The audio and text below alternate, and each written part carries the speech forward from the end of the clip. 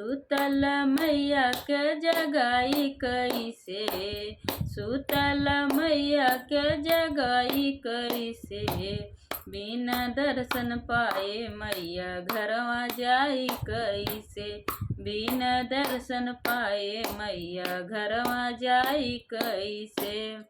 घर से ले आइल बाटी नारियर चुनरी, घर से ले आइल बाटी नारियर चुनरी, बिना देश के चढ़ाई कैसे, बिना देश के चढ़ाई कैसे, बिना दर्शन पाए मैया घरवा जाई कैसे, बिना दर्शन पाए मैया घरवा जाई कैसे।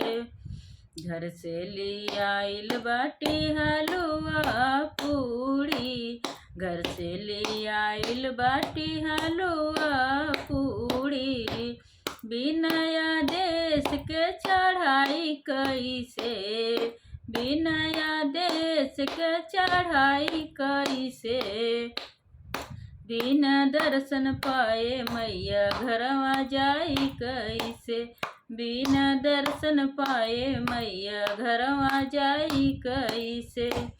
सुतल मैया के जगाई कैसे, सुतल मैया के जगाई कैसे, सुतल मैया के जगाई कैसे।